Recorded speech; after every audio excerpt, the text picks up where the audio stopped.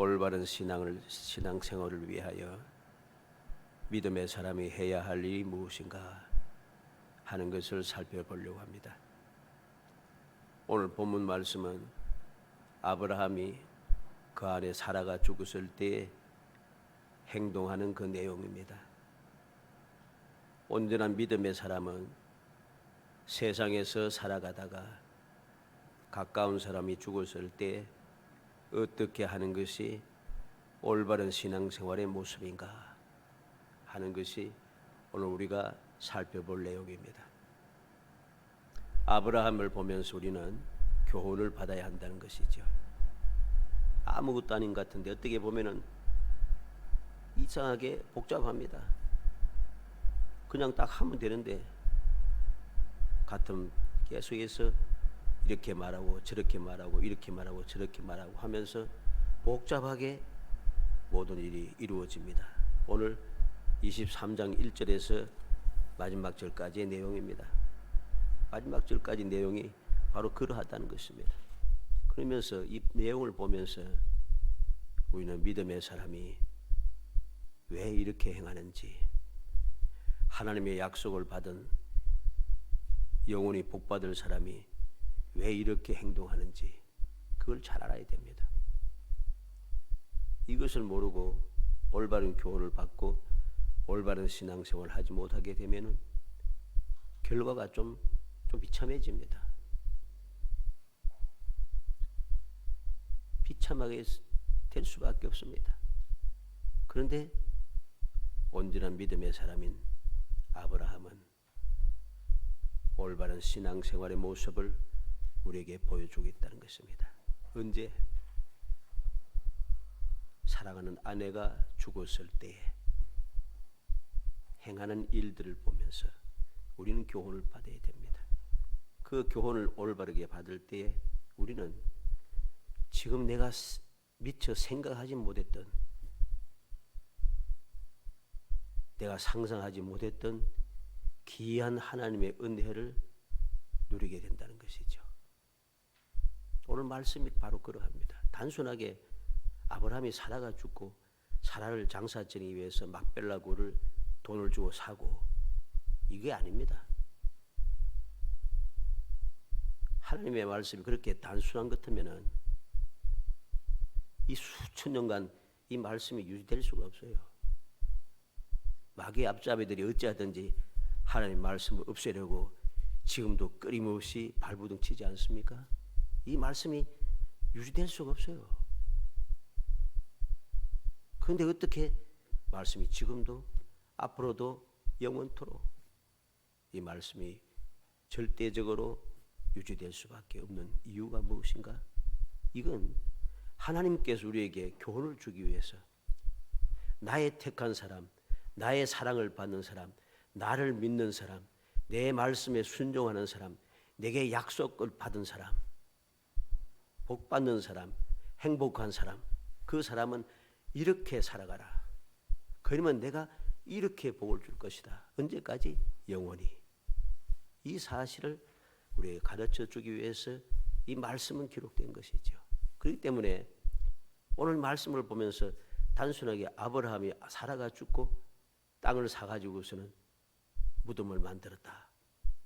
그래서 장사를 지냈다. 그러면 이거 뭐 소용없습니다. 내게 무슨 유익이 있겠어요? 그래서 어떤 신학자들 얘기합니다. 창세기라든가 이 보면서 창조 설화, 이 설화라 그래요. 어떻게 믿음의 사람이 성경을 설화라고 말합니까?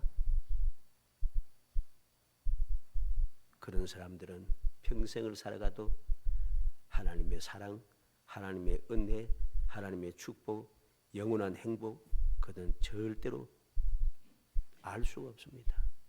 누릴 수가 없습니다. 그들의 삶은 비참하게 될 것입니다. 왜?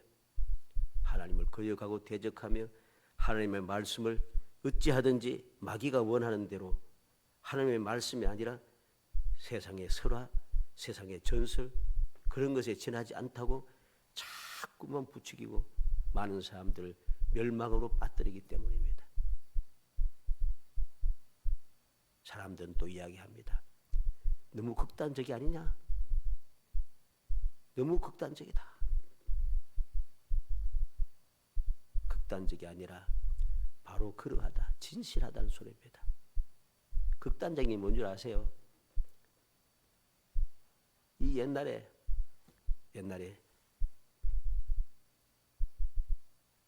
초대교회가 지나고 나서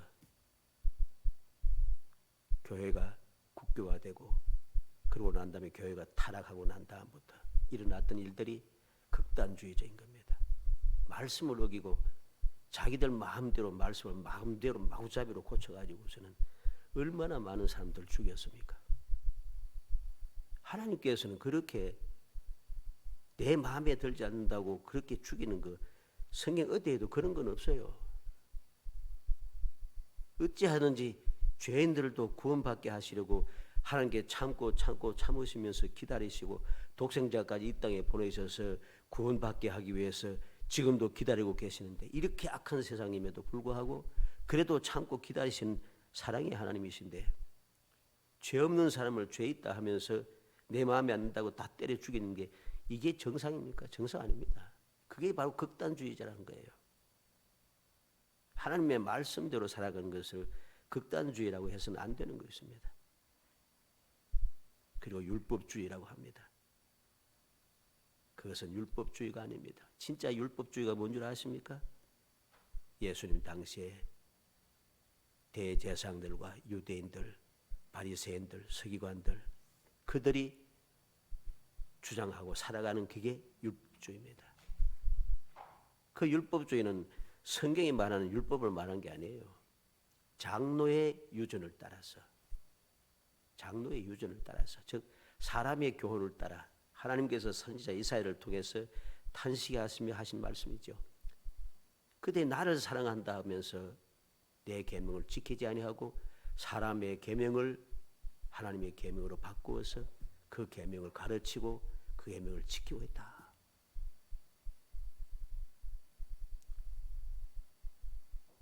그렇게 탄식하셨고 예수님 당시에도 바로 그렇게 탄식하셨습니다. 이사야가 너희들에 대해서 잘 예언하였다 말씀하셨습니다. 그들은 얼마나 율법주의적인지 기가 막힙니다. 안식일이 무엇인가? 안식일을 어떻게 지켜야 되는가? 안식일의 거리가 어떤가? 어떻게 하면 안식을 범하는 것인가? 위주할 고주할 캐가지고선 할 일이 없으니까 책상머리에 앉아서 그것만 계산하고 있는 거죠. 예를 들어서 100m를 가면은 괜찮은데 100m 1cm만 가면 100m에서 1cm만 더 가면 이건 안식일을 어겼다. 숟가락을 푸는데 여기까지는 괜찮은데 이걸 들어서 입에 넣으면은 안식일을 범했다. 뭐 이런 식으로 복잡합니다. 그게 율법주의라는 거예요. 하나님의 말씀, 성경 말씀대로 살아가는 게 율법주의가 아니고 사람의 교훈을 만들어 가지고서는 얼마나 힘들고 어려운지 예수님께서 뭐라고 했습니까? 너희들이 지키기 힘든 짐을 만들어서 너희는 손 하나 까딱 안 하고 사람들에게 지워서 골병 들게 한다고 하나님 주님께서 말씀했습니다. 지지 못하게 만든데 힘들고 고통스럽게 만들었다는 것입니다. 얼마나 힘들겠어요? 안식일을 지키기가 얼마나 힘든지 너무 힘든 거예요. 그리고 성경 말씀에는 부모를 공경하라 했는데 내가 부모를 공경하고 또 부모를 모시기 위해서 하려고 했던 건 모든 것 부모에게 줘야 될 뭐 생활비라든가 이런 것들 주기 싫어. 그럼 뭐 하면 될까? 하나님께 바쳤다. 말만 하면은 그 다음엔 괜찮다는 거예요. 그게 맞습니까? 그게 율법주의라는 거예요. 하나님의 말씀대로 사는 게 율법주의가 아니고 하나님의 말씀대로 사는 것은 정상적인 신앙생활이고 그렇게 사람의 교훈을 따라서 하나님의 말씀을 거역하고 마귀의 앞자유 노릇하는 그게 바로 그들이 말하는 율법주의인 것입니다. 이 사실을 올바로 깨닫지 못하고 그렇게 똑똑하다고 하는 사람들이 말씀대로 살고 말씀을 주장하면은 율법주의라고 그렇게 오늘날 사람을 오도해서 불신앙으로 빠뜨리게 만듭니다. 그 결과가 오늘날 불의와 불법이 교회에 가득 찬 그 이유가 바로 거기에 있는 거예요. 말씀이 많이 옆으로 갔습니다만 오늘 본문을 돌아와서 1절로 4절에 보면은 사라가 127세를 살았으니 이것이 곧 사라가 누린 횟수라. 사라가 가나안 땅 헤브론 곧 기랏 아르바에서 죽음에 아브라함이 들어가서 사라를 위하여 슬퍼하며 애통하다가 그 시신 앞에서 일어나 나가서 헷 족속에 말하여 이르되 나는 당신들 중에 나그네요 거류하는 자이니 당신들 중에서 내게 매장할 소유지를 주어 내가 나의 죽은 자를 내 앞에서 내어다가 장사하게 하시오. 매장할 소유지를 주어. 오늘 제목이죠. 매장할 소유지를 주어 장사하게 하시오. 이게 오늘 아브라함이 햇사람들에게 한 이야기입니다. 그 햇사람이 한 이 이야기는 오늘 우리가 반드시 본받아야 될 지혜로운 올바른 믿음의 사람들이 행해야 될 행동 방식이라는 사실을 우리는 기억해야 됩니다. 아브라함은 사라가 죽었을 때에 좀 특이한 오늘 본문 말씀은 특이한 내용입니다. 사라가 90세에 이삭을 낳고 37년을 살았습니다. 그렇죠? 17장 17절에서 21절 말씀 보면은 아브라함 이야기하죠. 나는 100세고 사라가 90세인데 어떻게 아이를 낳을까? 그런데 사라는 127세를 살았으니 90세에 이삭을 낳고 37년을 살았다는 것이죠. 그리고 이 기록은 성경에서 유일한 기록입니다. 무엇이 유일한가? 성경에는 여인들의 나이가 기록된 적이 없습니다. 사라의 나이만 기록되어 있어요. 참 묘하지요. 그 이유들을 우리는 생각해야 됩니다. 하나님께서 믿음의 조상과 그 살아가는 아내를 통해서 두 사람을 통하여 믿음의 후손이 세워지고 믿음의 그 가족이 이루어지기 시작하면서 온 세상에 하나님의 놀라운 축복이 임하게 하는 이 시초부터 우리에게 많은 것을 가르쳐 보여주는 것이죠. 단순하게 보아서는 안 됩니다. 아브라함은 사라가 죽었을 때 사라를 생각하며 슬퍼하고 애통했습니다. 그리고 계속해서 슬퍼하고 애통하는 것으로 끝나는 것이 아니라 바로 일어나서 행동을 하고 있습니다. 무슨 행동을 합니까? 헷 족속에게 내게 매장할 소유를 주어 장사하게 해달라고 이야기합니다. 3절로 4절 내용이죠. 다시 말해서 아브라함은 현재나 미래에나 아무 문제가 생기지 않도록 확실하고 지혜롭게 행동하고 있다는 사실입니다. 이걸 알아야 됩니다. 지금 아브라함이 하는 이 모든 말과 행동은 굉장히 지혜롭고 앞으로도 절대로 문제가 생기지 않는 그러한 방법입니다. 그 방법인 거죠. 하나님께로부터 온 지혜인 것이죠. 왜 그러한지 오늘 말씀을 이제 살펴보면서 그 내용을 간단하게 찾아보아서 나도 이 아브라함처럼 내가 생각지 못했던 것 하나님의 감동하심과 도움을 받아 영원히 그 누구도 내 것을 빼앗지 못하고 언제든 영원히 내 것이 될 수 있는 그 놀라운 축복의 땅, 약속의 땅을 내 것으로 만들어내는 그러한 지혜로운 성도이 되시기를 주의 이름으로 축복합니다. 오늘 말씀을 계속 보면은 이 땅은 아브라함이 지금 살고 있는 이 헤브론 땅은 하나님께서 아브라함과 그 자손들에게 영원히 주신 약속의 땅입니다. 그렇기 때문에 은밀한 의미에서 돈 주고 살 필요가 없는 거죠. 그런데 아브라함은 지금 돈을 주고 사고 있습니다. 약속의 땅인데 창세기 12장 7절에 여호와께서 아브라함에게 나타나 이르시되 내가 이 땅을 내 자손에게 주리라.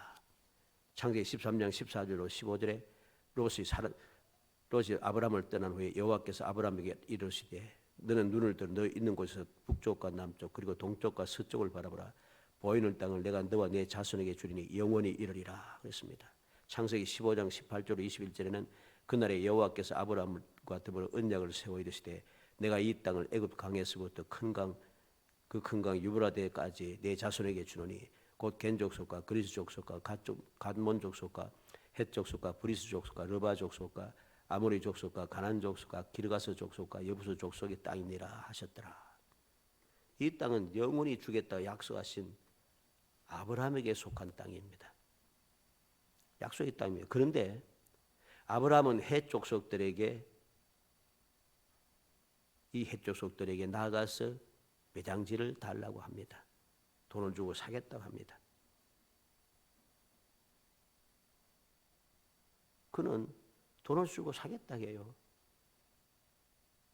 그런데 우리가 말씀을 통해서 보면은 헷 족속들이 모두 다 좋은 곳을 사용하라고 합니다. 5절 6절의 말씀에 헷 족속이 아브라함에게 대답하여 이르되 내 주여 들으소서 당신은 우리 가운데 있는 하나님의 세우신 지도자이시니 우리 묘실 중에서 좋은 것을 택하여 당신의 죽은 자를 장사하소서. 우리 중에서 자기의 묘실에 당신의 죽은 자 장사함을 금할 자가 없으리이다. 아브라함은 존귀한 자였습니다. 이방 사람이었지만은 아브라함을 대적하거나 그렇게 대적하거나 할 사람이 없었어요. 당신은 우리 가운데 있는 하나님의 세우신 지도자라 그럽니다. 그래서 좋은 곳을 택해서 장사 지내라고 아무도 금하지 않을 것이라고 모든 헷 족속들이 다 그렇게 이야기합니다. 이 소리를 듣고서도 아브라함은 그들에게 몸을 굽혀 소알의 아들 에브론의 밭에 있는 막벨라 굴을 충분한 대가를 받고 내게 팔아주도록 내게 주도록 주선해 달라고 이야기합니다. 7절로 9절이지요. 아브라함이 일어나 그 땅 주민 헷 족속을 향하여 몸을 굽히고 그들에게 말하 이르되 나로 나의 죽은 자를 내 앞에서 내어다가 장사하게 하는 일이 당신들이 뜻일진데 내 말을 듣고 나를 위하여 소알의 아들 에브론에게 구하여 그가 그의 밭 머리에 있는 그의 막벨라 굴을 내게 주도록 하되 충분한 대가를 받고 그 굴을 내게 주어 당신들 중에서 매장할 소유지가 되게 하기를 원하노라. 좋은 것을 마음대로 사용하라 하는데도 그는 오히려 몸을 굽히면서 소알의 아들 에브론의 땅 밭에 있는 막벨라 굴을 내게 팔도록 추선해 달라고 요청하고 있다는 것이죠. 뿐만 아닙니다. 땅 주인이 에브론이 그냥 주겠다고 합니다. 10절로 11절에 에브론이 헷 족속 중에 앉아있더니 그가 헷 족속 곧 성문에 들어온 모든 자가 듣는 데서 아브라함에게 대답하여 이르되 내 주여 그리에 마시고 내 말을 들으소서. 내가 그 밭을 당신에게 드리고 그 속의 굴도 내가 당신에게 드리되 내가 내 동족 앞에서 당신에게 드리오니 당신의 죽은 자를 장사하소서. 땅 주인이 그냥 주겠다 합니다. 그냥 아무도 듣지 않는 곳에서 몰래 그냥 단둘이서만 이야기한 게 아니고 모든 헷 족속에 있는 곳에서 공식적으로 그들이 모든 듣는 데서 모든 자가 듣는 데서 그럽니다. 모든 자가 다 듣고 있는데 공식적으로 이것을 당신이 쓰시오. 당신이 주겠다는 것입니다. 그런데 아브라함은 땅 주인이 그렇게 공짜로 주겠다고 하는데도 그냥 받지 않습니다. 그래 아브라함은 땅 주인이 원하는 대로 달라는 대로 돈을 주고 구입했다는 것이죠. 14절로 16절에 보면 에브론이 아브라함에게 대답하여 이르되 내 주여 내 말을 들으소서. 땅값은 은 400세겔이나 그것이 나와 당신 사이에 무슨 문제가 되리까. 당신의 죽은 자를 장사하소서. 아브라함이 에브론의 말을 따라 에브론이 헷 족속이 듣는 데서 말한 대로 상인이 통용하는 은 400세겔을 따라 에브론에게 주었더니 그랬습니다. 땅 주인이 그냥 가지라고 하는데도 그냥 가지지 않습니다. 땅 주인이 원하는 대로 서로 말을 맞춰가면서 애누리하고 그거 안 하고 달라는 대로 주고 있다는 것이죠. 달라는 대로 주니까 어떻게 됐어요? 나중에 말할 수가 없습니다. 왜? 땅 주인이 달라는 대로 다 주었으니까. 일반적으로 학자들은 이 땅값에 대해서 좀 지나치게 많은 땅값이다 그렇게 이야기합니다. 그건 우리가 당시에 그 가치를 알지 못하니까 말할 필요는 없습니다. 있는 대로만 보면 되니까. 그러면 우리는 이렇게 아브라함이 끝까지 돈을 주고 모든 사람들이 듣는 데서 모든 사람들이 보는 데서 주인이 그 당 공짜로 준다고 함에도 불구하고 돈을 주고 사겠다 하고 달라는 대로 깎지 않고 그대로 달라는 데 다 줍니다. 그 내용을 보면은 간단해 보이지만 짧은 내용이 간단해 보이지만 복잡합니다. 왜 아브라함은 이렇게 복잡한 절차를 거치면서 이 땅을 구입하였는가? 이게 우리가 생각해야 될 내용이죠. 아브라함이 어리석어서 그런가? 돈이 넘쳐나고 남아 돌아서 그런가? 결코 아닙니다. 그는 왜 그는 이렇게 복잡하게 일을 하는가? 그들의 말만 듣고 그냥 받으면 아무리 세월이 흘러도 그 땅은 내 소유가 아닙니다. 그렇잖아요. 돈 주고 산 거 아니고 그냥 사용해라고 했다는 거죠. 그러면 내게 아니죠. 그래서 그들이 언제든지 소유권을 주장할 수가 있다는 말씀입니다. 그러나 그 당시에 그 땅 주인에게 모든 사람들이 보는 앞에서 땅 주인이 말한 대로 모든 사람이 듣은 대로 돈을 주고 정당하게 구입했기 때문에 완벽하게 이 땅은 아브라함의 소유가 된 것입니다. 아무도 이 땅을 지금도 이건 내 땅이다 아무도 주장하지 못해요. 실제로 그렇습니다. 왜 그렇게 되었습니까? 12절로 13절에 아브라함이 이에 그 땅 백성의 앞에 몸을 굽히고 그 땅의 백성이 듣는 데서 에브론에게 말하여 이르되 당신이 합당히 여기면 청하건대 내 말을 들으시오. 내가 그 밭값을 당신에게 주리니 당신은 내게 받으시오. 내게서 받으시오. 내가 나의 죽은 자를 거기 장사하겠노라. 17절로 20절에 마므레 앞 막벨라에 있는 에브론의 밭 곧 그 밭과 거기에 속한 굴과 그 밭과 그 주위에 둘린 모든 나무가 성문에 들어온 모든 해쪽 속에 보는 데서 아브라함의 소유로 확정된지라. 그 후에 아브라함이 그 안에 사라를 가나안 땅 마므레 앞 막벨라 굴에 장사하였더라. 마므레는 곧 헤브론이라. 이와 같이 그 밭과 거기에 속한 굴이 해쪽 속으로부터 아브라함이 매장할 소유지로 확정되었더라. 확정되었다는 말이 두 번 급히 반복해서 기록되어 있습니다. 확정되었다. 돈을 주고 모든 사람들이 보는 데서 모든 사람이 듣는 데서 원하는 대로 그대로 다 지불하였고 그리고 그것이 아브라함의 소유로 확정되고 아브라함이 매장할 소유지로 확정되었다. 그래서 지금도 이 땅은 아브라함의 소유입니다. 모든 아랍 사람들이 인정을 하고 있다는 거죠. 지금도 바로 이곳에는 아브라함과 사라와 이삭과 리브가 야곱과 레아의 무덤이 그들에 의하여서 지금도 그대로 보존됩니다. 그들은 이스라엘이잖아요.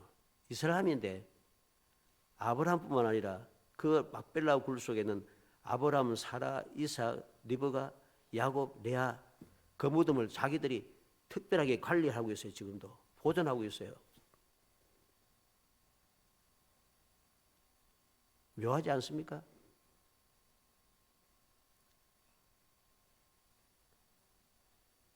이 사람들은 우리가 알듯이 부셔도 벌써 부셨지 결코 그냥 두는 사람들이 아닙니다.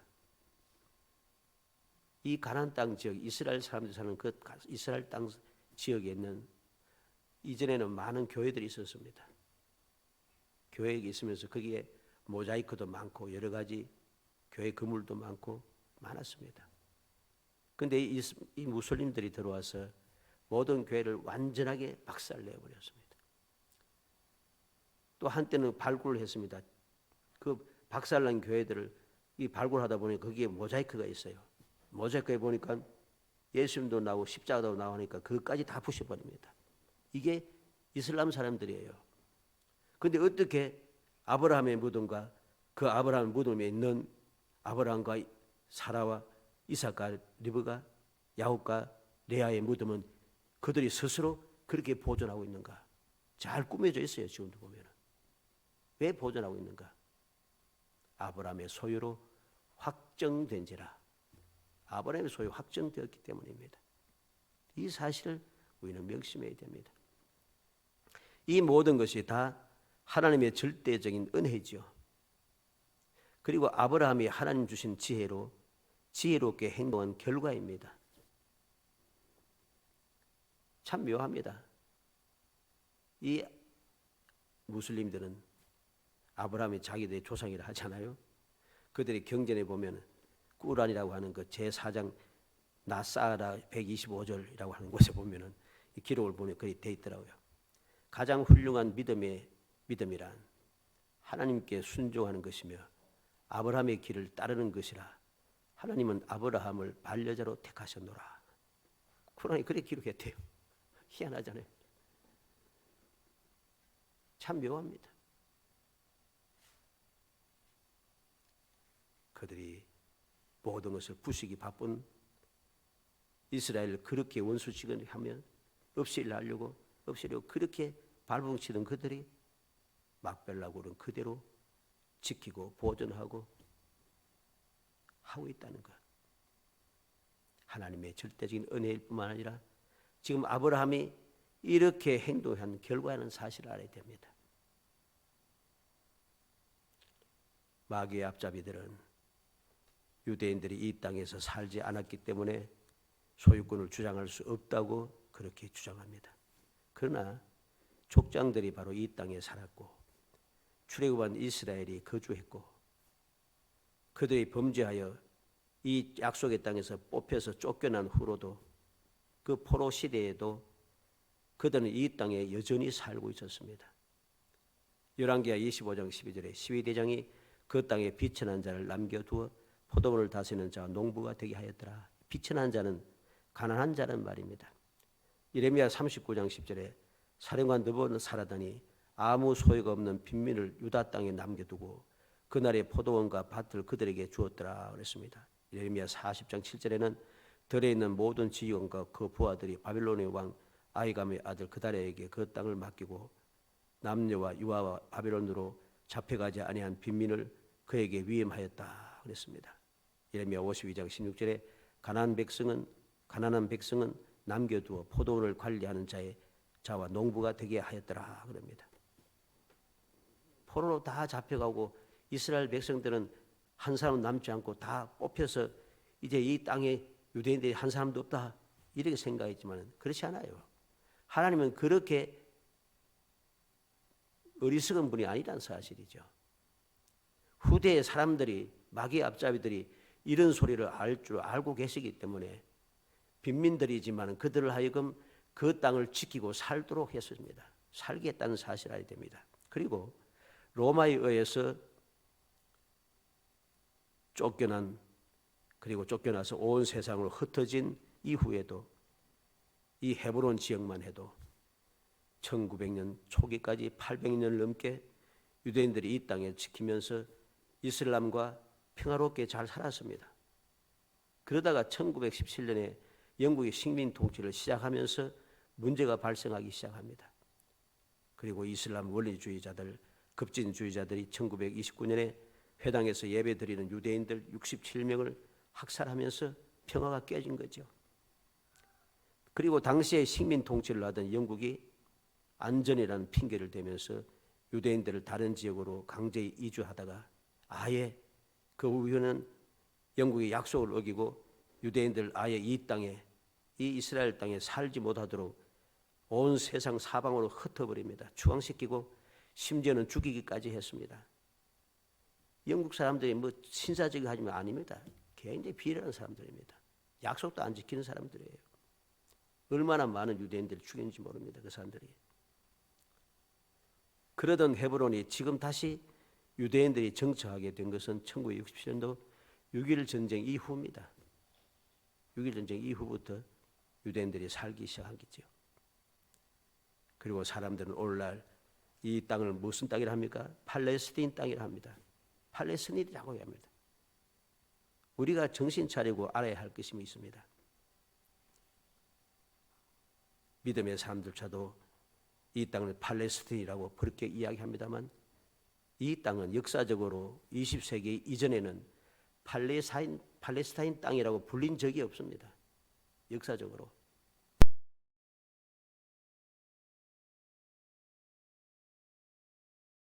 이게 앞잡이들이 주장하는 내용입니다. 그대로 믿음의 사람들 그대로 따라가고 있습니다. 팔레스타인이 뭡니까? 성경에는 블레셋이라고 나오죠. 블레셋이 어디에 있습니까? 지중해 연안에 조금 이렇게 있습니다. 조금 지중해 연안에 지금의 가나 지역입니다. 가자지구. 지금의 가자지구가 조그만합니다. 크지 않아요.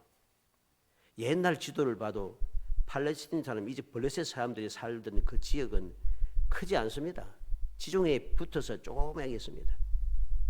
왜? 그들은 주위의 사람들 노력하고 해적질하면 살던 사람이기 때문에 큰 땅을 차지하고 있을 수가 없었어요.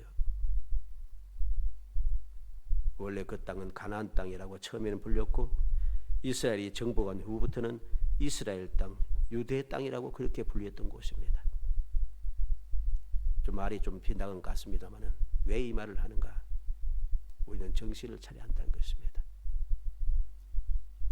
하나님께서 오늘날 사람들이 이러한 소리를 알고 계시기 때문에 아브라함을 통하여서 이렇게 지혜롭게 행하도록 역사하셨고 그것이 절대로 거짓이 아닌 것을 오늘날 절대적으로 반대하고 해치려고 하는 사람들, 무슬림에 의하여서 이 매장지 이것이 아브라함의 소유라고 지금도 인정되고 있다는 사실입니다.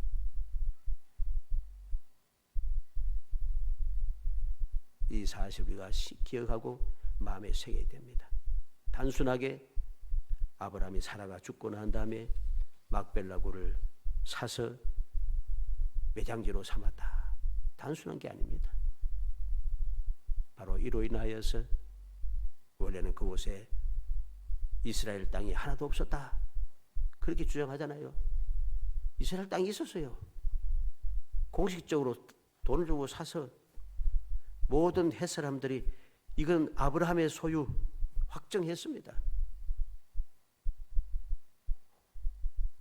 우리는 세상 사람들의 이야기를 듣고 거짓된 자들의 이야기를 들으면서 하나님의 말씀을 올바로 받아들이지 않고 있는 대로 받아들이지 않고 자꾸만 세상의 방법대로 받아들여서 아무것도 아닌 것처럼 그렇게 행동해서는 안 됩니다. 만약에 아브라함이 하나님의 주신 지혜대로 하나님의 은혜를 입어서 이렇게 행동하지 않고 햇사람들이 원하는 대로 그렇게 했다면 이 땅은 아브라함의 땅이 될 수가 없는 거예요. 아브라함의 땅이 될 수 없어요. 단순한 게 아니라는 사실을 알아야 됩니다. 우리는 무엇이든지 아무것도 아닌 것 같아도 믿음의 사람은 세상 사람들과 달라야 됩니다. 구별되어야 한다는 소리입니다.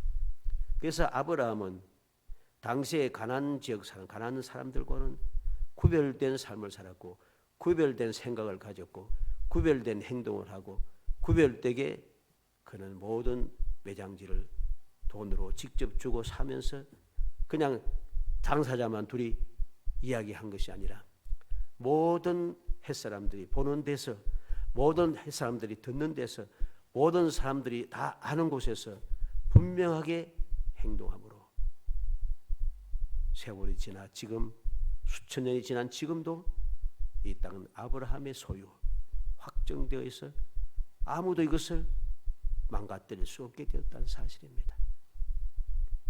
우리도 세상을 살아가면서 우리가 광야 같은 이 세상 사람들이 가득한 하나님을 믿지 않는 사람들이 가득한 이 세상에 그들보다도 연약한 가운데 가진 것이 없이 살아가는 미미한 존재라 할지라도 하나님의 약속과 하나님께 주신 은혜를 소중하게 여기면서 주님께서 주신 지혜대로 이 아브라함을 통해서 보여준 교훈대로 우리가 행함으로써 누구도 반발할 수 없고 누구도 거부할 수 없는 영원히 하나님께서 약속한 그 소유를 내 것으로 만들어 후손들에까지 이어받게 하는 정말 지혜롭고 복 있는 성도이 되시기를 주의 이름으로 축복합니다. 은혜 감사합니다. 사랑하여 주셔서 택하여 주시고 택한 저희들로 하여금 주님의 은혜와 사랑을 마음에 새기게 하시고 올바른 믿음의 사람들이 어떻게 행동해야 할 것인가를 아버지 아브라함이 사라가 죽어서 장사 지내는 것을 통하여 교훈을 주심을 감사합니다. 단순하게 죽어서 장사 지냈다고 하는 것으로 저희들이 지나가게 하지 말게 하시기 원합니다. 이것이 얼마나 소중하고 이것이 얼마나 중요한 것인가를 기억하여 이것을 본받아서 우리가 그렇게 지혜롭게 행동함으로 하나님이 약속하신 것을 내 것으로 취하며 그 누구도 내가 힘이 부족하여 여러 가지 사정이 생기고 여러 가지 문제가 발생하여 아버지 그들에게 빼앗기고 또 빼앗겼다 할지라도 세상 모든 사람들이 다 일어나서 내 것이 아니라 할지라도 하나님께서 내 것이라 하시고 모든 사람들이 그것을 거부하지 못하고